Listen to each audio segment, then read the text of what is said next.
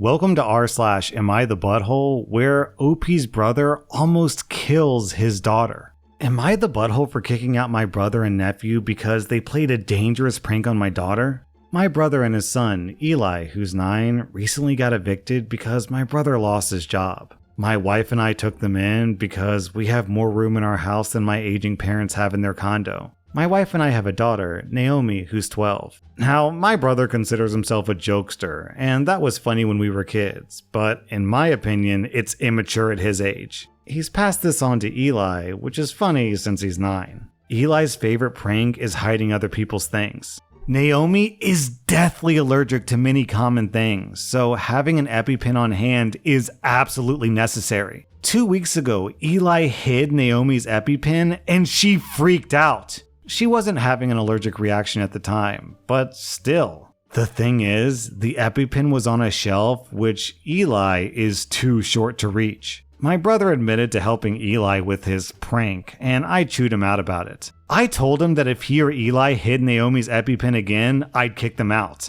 I explained how Naomi could die without it, and my brothers seemed to understand. Last week, Naomi actually did have an allergic reaction and needed her EpiPen, but it wasn't where she'd put it. Eli rushed up to the guest room to get it, and thank goodness we were able to inject her before it got really bad. After I was done helping my daughter, I told my brother to get packing. He said that I wasn't being fair because Eli had stolen it on his own time, that it was just a prank, and Eli's just a little kid, etc. Pretty much everyone is pissed at me because my parents really don't have that much space for 2 extra people in their home. They're calling me heartless for kicking them out over a kid's prank. What if Eli hadn't been there when the allergic reaction happened? What if he'd been at school or at soccer practice or out riding his bike? Would Naomi just be dead? Some kid's prank then. OP, you get 0 out of 5 buttholes. Honestly, I think you showed an incredible amount of grace and understanding by giving them a second chance, but the fact that they did it again after you specifically established that boundary means they gotta go. Kick them out same day. I wouldn't even feel bad about it. I wouldn't even make a Reddit post about it. I would feel completely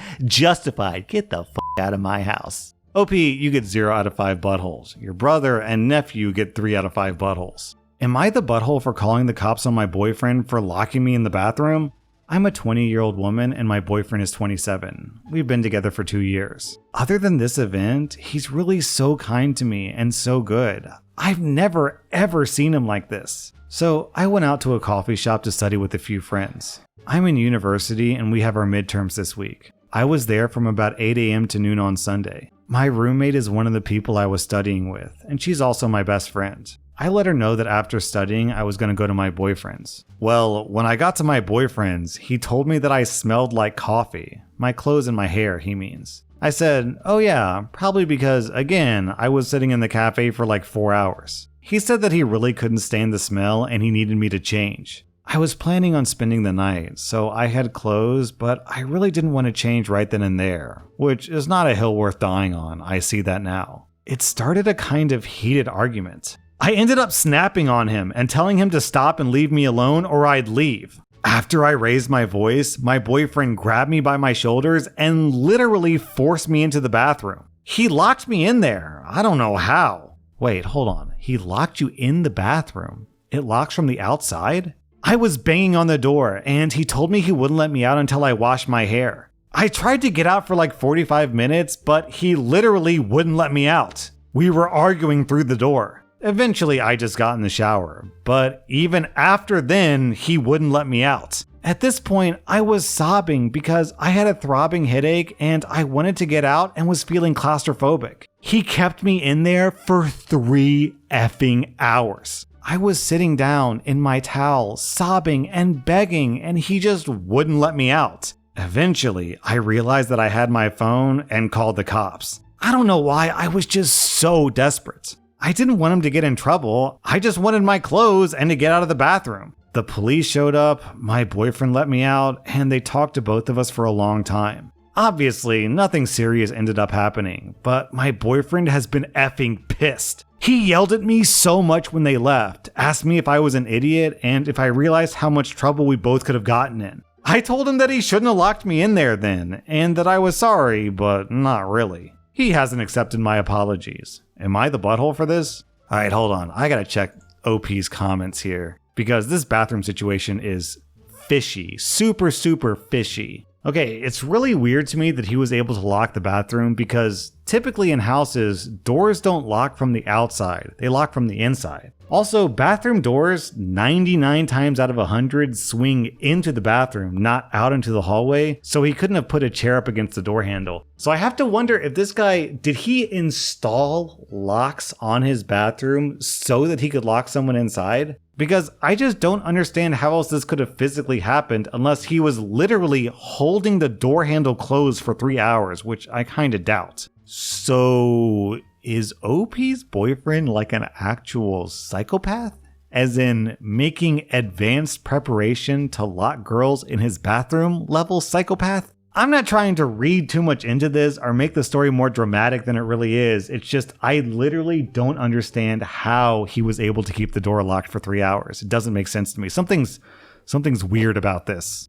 Well, OP, it kind of goes without saying, you need to dump this guy because he is nutso. Keeping you inside of a bathroom for 3 hours is nutso. OP, I'm giving you 0 out of 5 buttholes.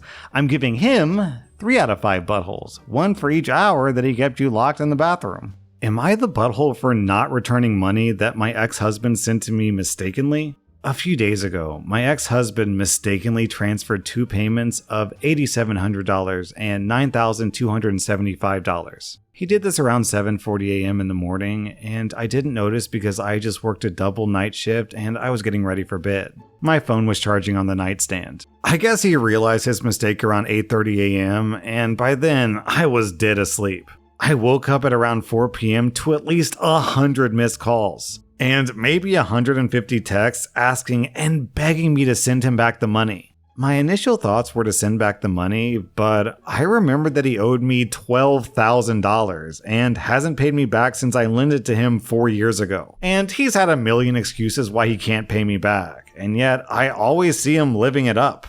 I kept the $12K that he owed me and returned only the $5,975 and told him that I deducted his debt. Since then, I've had him call me every name in the book because this was apparently money he was saving to buy his girlfriend an engagement ring. So, according to him, he had to tell her. As a result, this ruined the surprise engagement that he planned for next weekend. His girlfriend has been bad-mouthing me, and it's caused a bit of a shitstorm with me having to shut down my social media, and even his parents, who I had a cordial relationship with, has been impacted by it. I discussed the situation with a friend and colleague, and it was overheard by another colleague, and he's called what I did a dickhead move. And I guess he shared it with a couple of other people, and now I'm not sure anymore on whether I'm being the butthole or not. Is this a butthole move? Also, OP writes an edit. I loaned him the money after our divorce. We've been divorced for 7 years. I loaned him the money 4 years ago after he lost his job and fell behind on bills and rent. This has nothing to do with child support payments, which he's also behind on paying.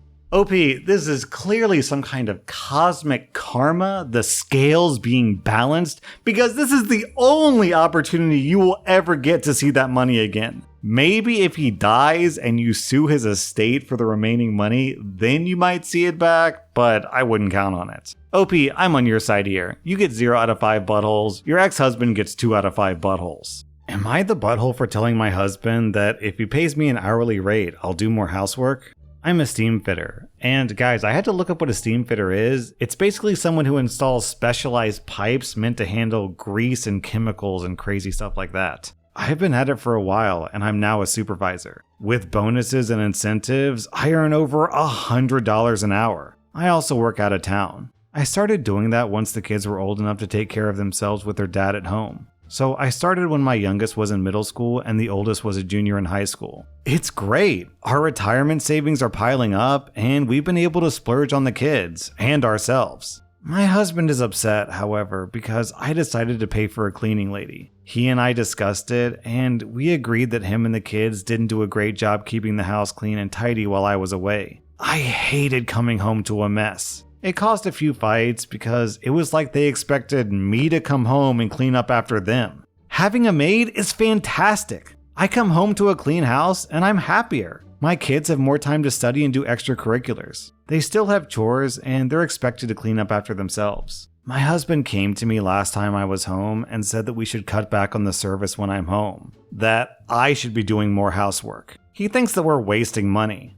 I said that I work 14 days in a row and those are 13-hour days. Yeah, it's mostly paperwork, but his job as a teacher isn't much more physically challenging. I said that I could offer him two options. If he wanted, we could completely get rid of the service and him and the kids could make sure the house was in good shape when I get home. Or he could pay me my hourly rate to do extra housework when I'm on my days off. He's upset with me because he says that I'm being financially manipulative. I think that if he and the kids actually did what they're supposed to do when I'm away, none of this would be an issue.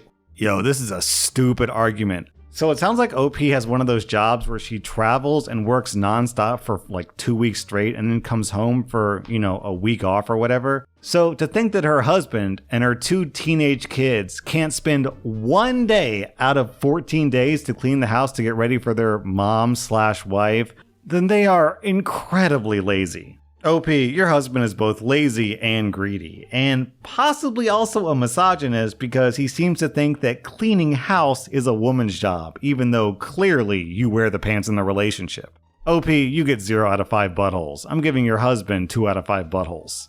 Am I the butthole for telling my son to pay back the money that he spent on his online girlfriend? I'm a 45-year-old man, and I have a 16-year-old son who loves to play video games. I purchased him a PlayStation 5 for his birthday last year, and he plays online with his friends. He's been telling me that he's been chatting online with a girl who's 15, and they've slowly started dating. They don't talk over the...